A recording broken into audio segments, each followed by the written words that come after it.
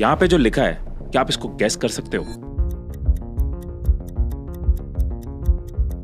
You are a genius, right? Wrong. चलो कोई बात नहीं अगर ये मिस हो गया, क्योंकि आप खुद को तो एक जीनियस ही बोलोगे अगर आपने ये नोटिस कर लिया कि मेरी टी शर्ट का कलर बदल चुका है। इस चीज के पीछे काम करती है ह्यूमंस की एक सुपर पावर, जिसे जो लोग कंट्रोल कर लेते हैं उन्हें हम कहते हैं detectives, agents, psychologist, mentalist, scientist, magicians या मल्टी बिलियनियर्स।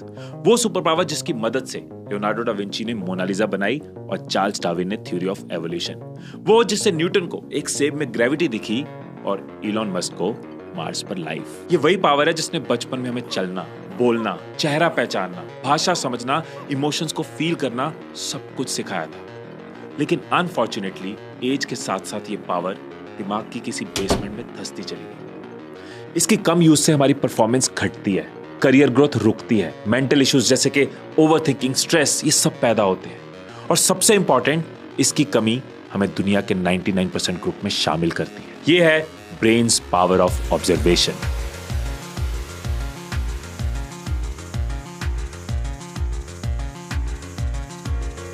क्या हमारा ब्रेन सच में इतनी बारीकी से डिटेल्स ऑब्जर्व कर सकता है?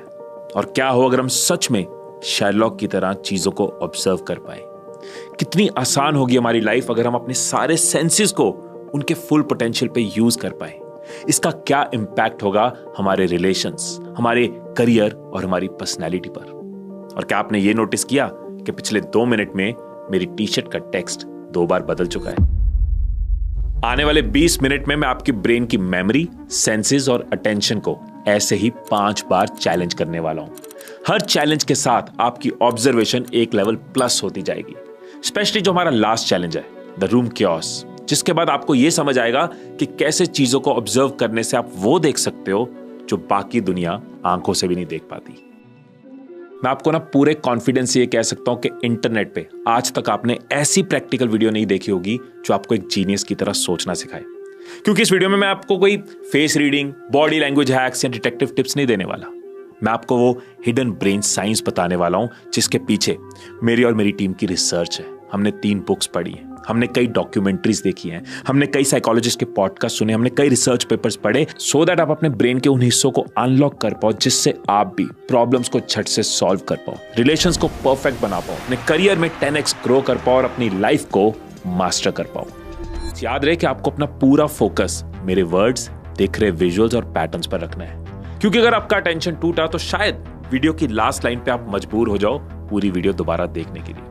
इसलिए बी फोकस्ड, क्योंकि क्या रियलिटी है और क्या इल्यूजन ये बस ऑब्जर्व करने से समझ आएगा। How did you see that?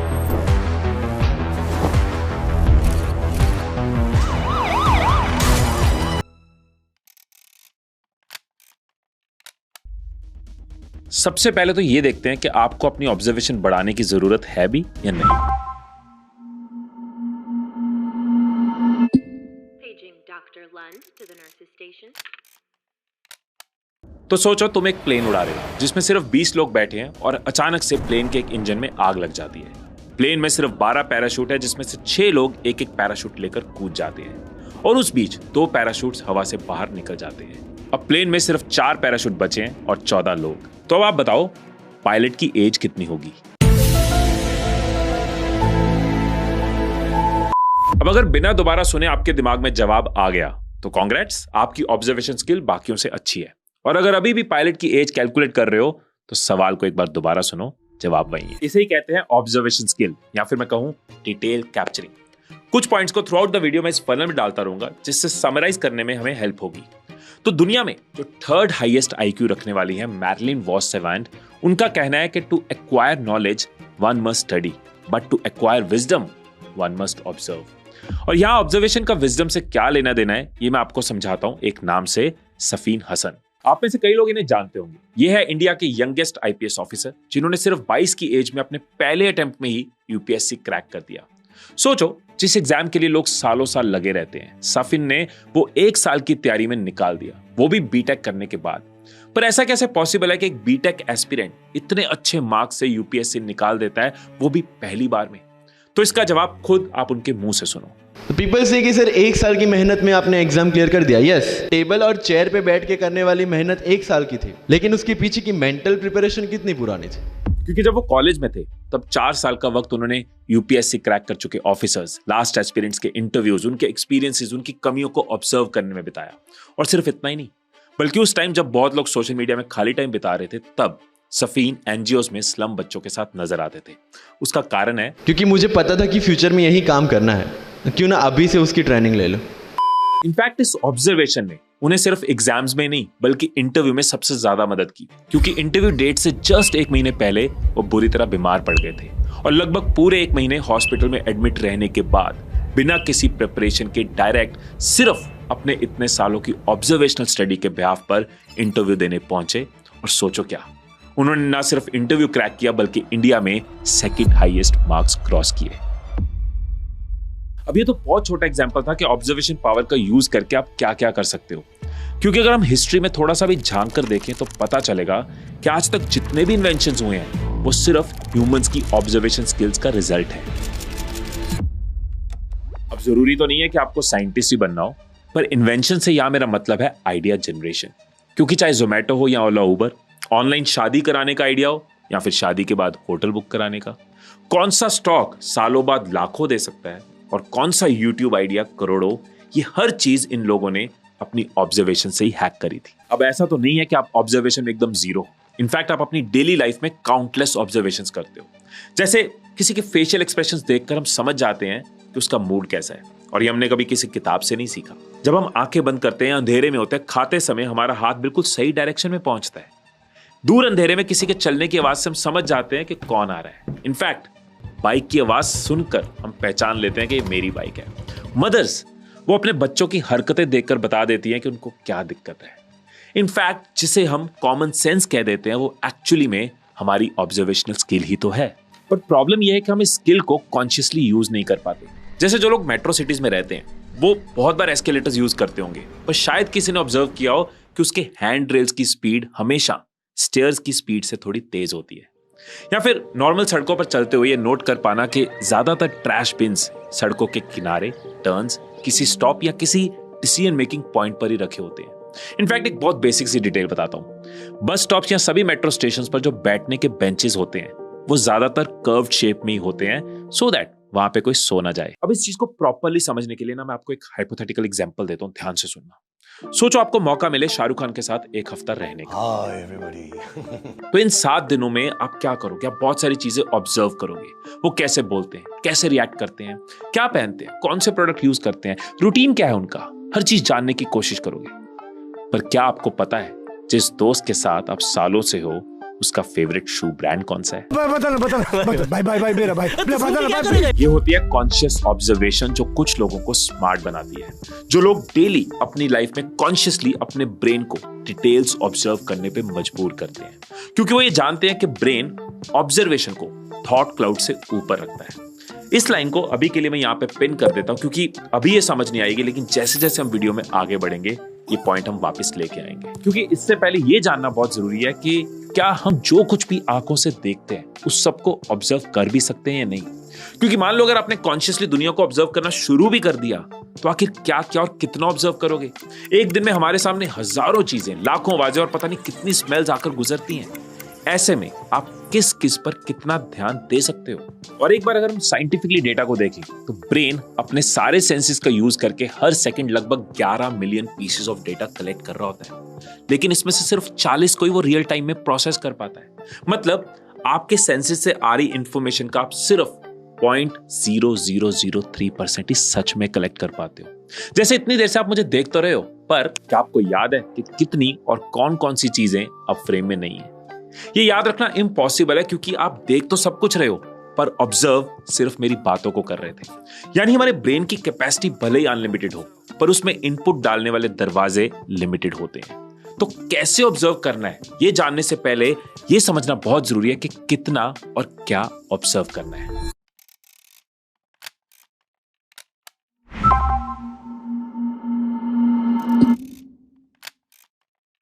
इस जानने में कि इतनी बड़ी दुनिया में आंखों के सामने से गुजरती इतनी सारी चीजों में से आपको क्या ऑब्जर्व करना है। जैसा आप इस पेड़ को जानते हो, ये वो पेड़ है जिसके नीचे बैठकर न्यूटन को ग्रेविटी का आइडिया आया था। तो मान लो अगर न्यूटन की जगह इस पेड़ के नीचे कोई और बैठा होता, सेब गिरता, तो क्या ऑब्जर्व करते? जनरली यही कि सेब नीचे गिरा और उसको उठाकर खा लो, सिंपल। और मान लो वहां पे कोई किसान बैठा, तो वो ही ऑब्जर्व करेगा कि यार सारे सेब जो है ना वो पक चुके हैं, अब इनको तोड़ सकते हैं। लेकिन इसकी जगह जो न्यूटन ने ऑब्जर्व किया, उसने मॉडर्न फिजिक्स की हिस्ट्री बदल दी, और इसी को कहते हैं ब्रेन एटिक। क्या है ये ब्रेन एटिक? ब्रेन एटिक एक मेटाफोरिकल टर्म है जिसको शर्लॉक होम्स के राइटर ने यूज किया था। इसका मतलब है कि ब्रेन एक्चुअली में एक एटिक है, मतलब एक खाली कमरे की तरह होता है जिसके अंदर हम अपने इंटरेस्ट, यूजेज और फायदे के अकॉर्डिंग फर्नीचर रख सकते हैं। एग्जाम्पल देता हूं कि मान लो मेरे घर में मैक्सिमम जो फर्नीचर है, फर्निशिंग है, जो थीम है वो ब्लू कलर का है।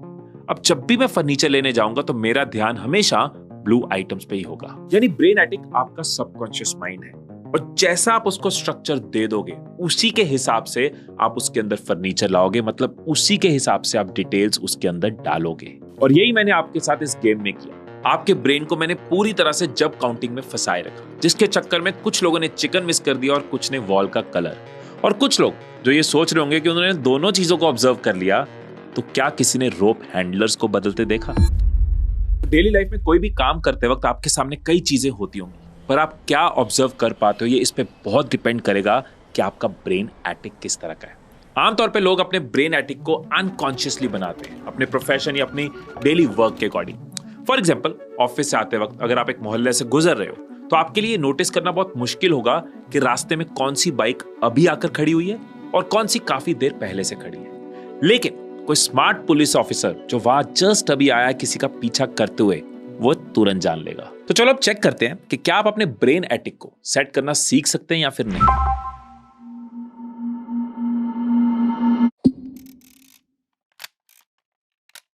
जो लोगों को बहुत पसंद आई थी, आप इसको बाद में देख सकते हैं। हो सकता है कि आप चीजों को बहुत अच्छे से ऑब्जर्व भी कर रहे हो, लेकिन वीक शॉर्ट टर्म मेमोरी की वजह से आप चाहकर भी चीजों को याद नहीं रख पाते, और यही रीजन बनता है बहुत लोगों में लैक ऑफ ऑब्जर्वेशन का। ऐसा नहीं है टटिया। अरे टटिया नहीं सकता यार सर। लेकिन क्या अब शॉर्ट टर्म मेमोरी बढ़ाना पॉसिबल है? तो ये तो आपको पता ही होगा कि ब्रेन के पास मेनली दो तरह की मेमोरी स्टोरेज होती है। एक होती है शॉर्ट टर्म और दूसरी लॉन्ग टर्म। शॉर्ट टर्म यानी लिमिटेड मेमोरी, मतलब आपके ब्रेन का रैम, और वहीं लॉन्ग टर्म जो हिपोकैम्पस में स्टोर होता है, मतलब जो अनलिमिटेड है, जिसकी कोई लिमिट नहीं है। अब आपके पास दो ऑप्शंस हैं। एक, अपनी शॉर्ट टर्म मेमोरी को बढ़ा लिया जाए, जो एक्चुअली में पॉसिबल है, बेटर एक्सरसाइज करके, हेल्दी डाइट लेके, 8 घंटे की नींद लेके, मेडिटेशन करके, स्ट्रेस फ्री ब्रेन, और सबसे इंपॉर्टेंट प्रैक्टिस। आप जो बोल रहे हो बहस के लिए, सुनने के लिए अच्छा है, लेकिन प्रैक्टिकल नहीं है। बेशक इसके लिए दूसरा तरीका पॉसिबल है, डेटा को डायरेक्टली शॉर्ट टर्म से लॉन्ग टर्म में ट्रांसफर कर देना। देखो, ये सबको पता है कि आप कोई भी चीज जब रिपीट में करते हो, ब्रेन के सामने वो बार बार जब आती है तो वो याद हो जाती है,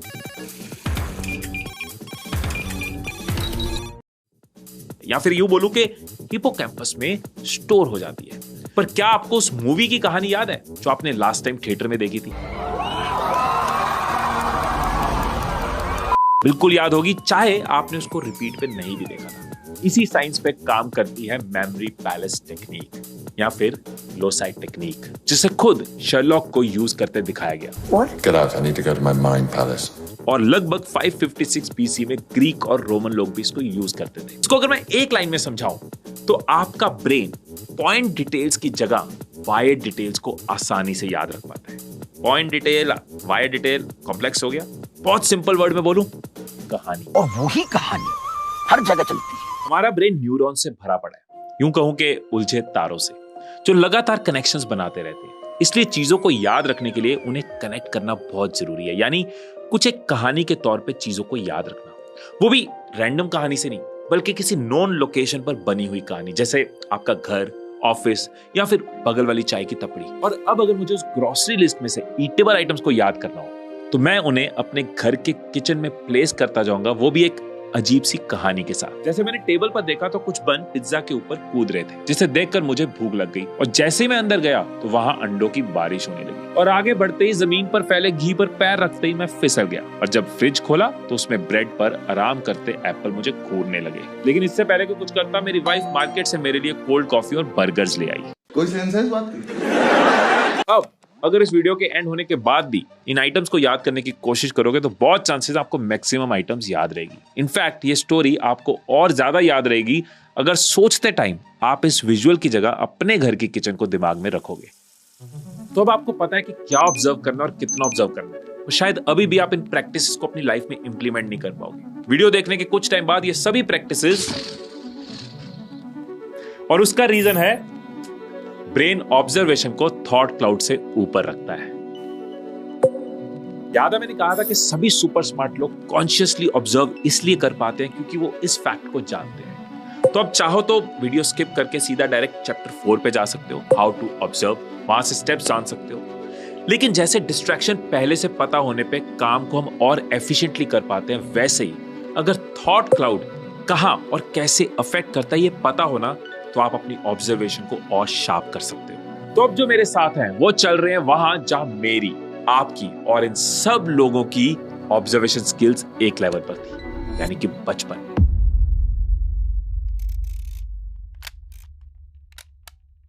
कभी सोचा है कि बचपन में जब हमें बोलना या लैंग्वेज समझना नहीं आता था तो हम सोचते क्या थे, हमारे दिमाग में थॉट्स कैसे आते थे, आते भी थे कि नहीं आते थे? तो टोनी के जाविस की तरह हम सबके दिमाग में एक पर्सनल असिस्टेंट होता है जिसको हम इनर वॉइस या फिर मन कहते हैं, जो लगातार हमसे हमारी लैंग्वेज में ही बात करता रहता है। Serve as a viable replacement for Palladium. अब जैसे मेरे और आपके दिमाग में जो आवाज है वो बाय डिफॉल्ट हिंदी में या फिर हमारी मदर टंग में होगी, पर अगर कोई साउथ में रहता है तो उसके दिमाग में जो इनर वॉइस है वो तमिल, तेलुगु या कन्नड़ में होगी। उसके थॉट्स, ख्याल, सही और गलत की आवाज उसी लैंग्वेज में होगी जिस लैंग्वेज को वो बोलता होगा।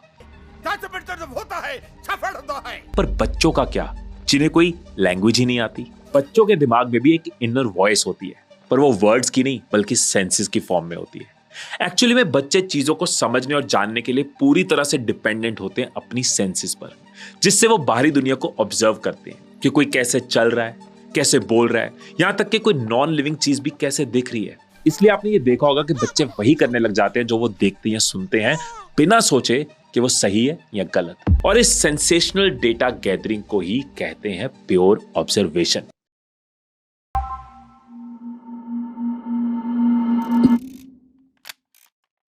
आने वाले 5 सेकंड्स में मैं हाथों से जितने नंबर्स आपको दिखाऊंगा, आपको बस उन्हें काउंट करना है। तैयार है?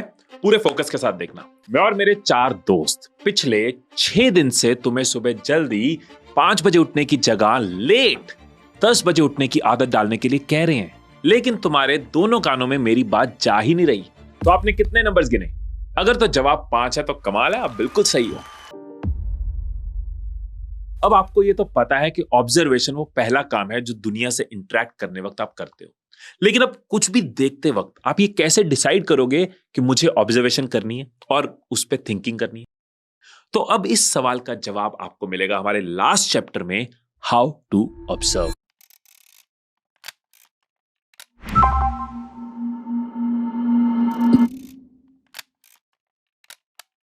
अब आ गया हमारा last challenge, the room chaos, जहां पे आप अपनी डेली लाइफ की चीजों को कैसे ऑब्जर्व करने वाले हो ये सीखोगे, वो भी खुद ऑब्जर्व करते हुए। सोचो आप इस रूम के कॉर्नर में बैठे हो और आने वाले 5 सेकंड में यहां क्या क्या हो रहा है आपको बस ये ऑब्जर्व करना है। बहुत सिंपल है, स्टार्ट करते हैं।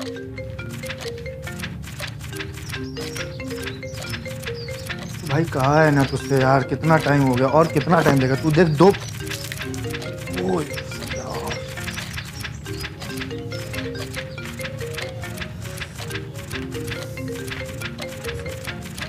तो आपने क्या क्या डिटेल्स ऑब्जर्व की? सबसे पहले तो एक इतना तेज बजता फोन जिसका कोई जवाब नहीं दे रहा, एक बंदा जिससे फोन पर बात करते करते कॉफी गिर गई, दूसरा बंदा जो बैठकर मैगजीन पढ़ रहा था, और तीसरा जो घड़ी सही करने में लगा था।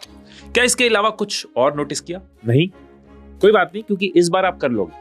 हमारी आंखें ब्रेन के 90% डेटा कलेक्शन का कारण होती हैं। तो चलो पहले इन्हें बंद करते हैं और बिना इनके इस सीन को देखते हैं, मतलब सुनते हैं। भाई कहा है ना तुझसे यार, कितना टाइम हो गया और कितना टाइम लेगा? तू देख 2 क्या इस बार आपको फोन, पेज फ्लिपिंग, दूसरे बंदे की आवाज के अलावा किसी चिड़िया के चहचहाने की आवाज भी सुनाई पड़ी? यही हमारा पहला पॉइंट, सेंसेशनल डेटा गैदरिंग, हमारे सेंसेस। हर वक्त हमारे सभी सेंसेस काम कर रहे होते हैं और ब्रेन को बाहरी दुनिया की इंफॉर्मेशन दे रहे होते हैं, पर कई बार एक सेंस की किसी एक जगह इन्वॉल्वमेंट ज्यादा होने की वजह से बाकी सेंसेस की एफिशिएंसी कम हो जाती है। जैसे हमारे उस पुराने चैलेंज में आप विजुअली इतना ज्यादा एंगेज हो गए थे कि कानों से बात सुनते हुए भी समझ नहीं पाए थे। और वैसे तो आपने कई जगह सुना होगा कि सेंसेस को कंट्रोल करने के लिए, या फिर हमारे शास्त्रों में, हिंदुइज्म में भी कहा जाता है कि इंद्रियों को कंट्रोल करने के लिए मेडिटेशन करो। बट बहुत लोग, लाइफ बिजी है, टाइम नहीं है या फिर इंटरेस्ट नहीं है, उनको मुश्किल लगता है। तो ये वाला मेथड ट्राई करो, ये बहुत ही आसान है, कभी भी कर सकते हो, कहीं भी कर सकते हो।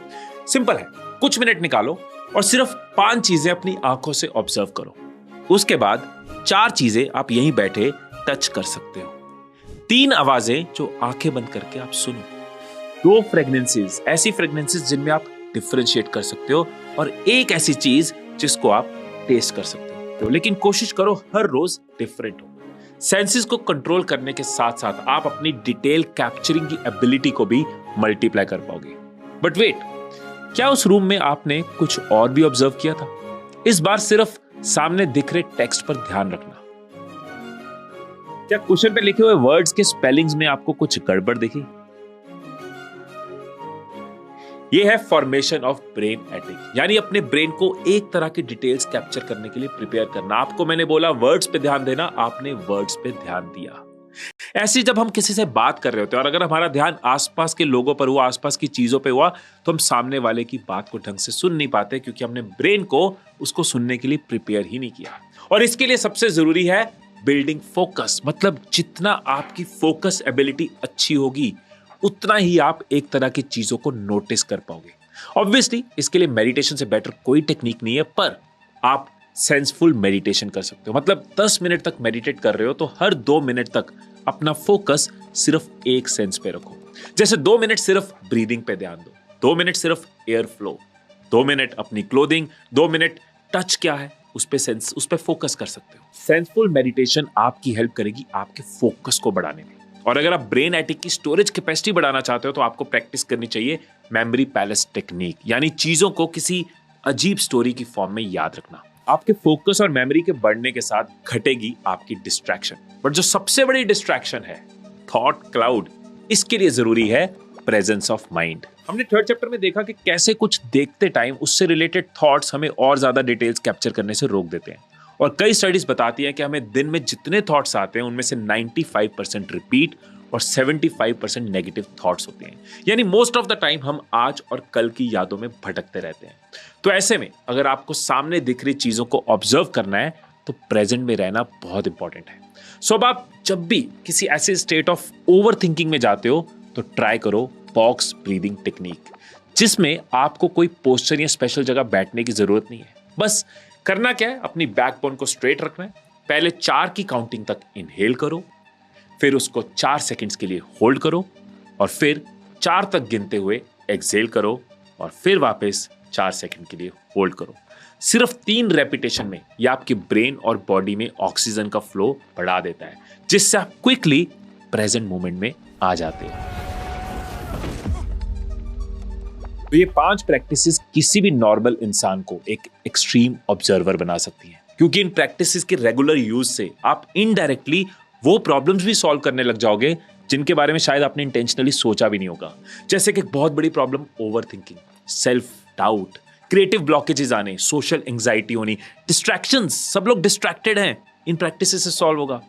ह्यूमर नहीं है, इंप्रेशन नहीं बनता, लोगों से क्या बात करें समझ नहीं आता, थॉट फ्लो नहीं आता, थॉट कॉन्स्टिपेशन फील होती है, पर्सनैलिटी वीक लगती है और सबसे इंपॉर्टेंट अकेलापन फील होता है, लोनलीनेस। देखो, हम सबका मन हमसे बात करता है, लेकिन इन प्रैक्टिसेस से आप अपने मन से बात करना सीख जाओगे।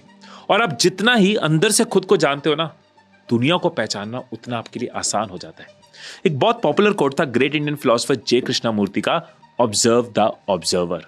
मतलब कैसे आप उसको देख सकते हो जो आपके अंदर बैठकर पूरी दुनिया को देख रहा है। पर इस कॉन्सेप्ट पे कभी और बात करते हैं। अभी आप मुझे ये बताओ कि आपने सच में इस वीडियो को देखा है या फिर ऑब्जर्व किया है। जैसे अगर आपको ये पता है कि वीडियो के स्टार्टिंग में मेरे हाथ में ये वॉच थी, कुछ देर बाद ये, देन ये और अब ये। इनफैक्ट वॉच पकड़ पाना काफी मुश्किल होगा, लेकिन क्या आप पीछे रखी एक भी चीज को याद रख पाए? शायद नहीं, क्योंकि ये वो वॉल ही नहीं है जो वीडियो के स्टार्टिंग में थी।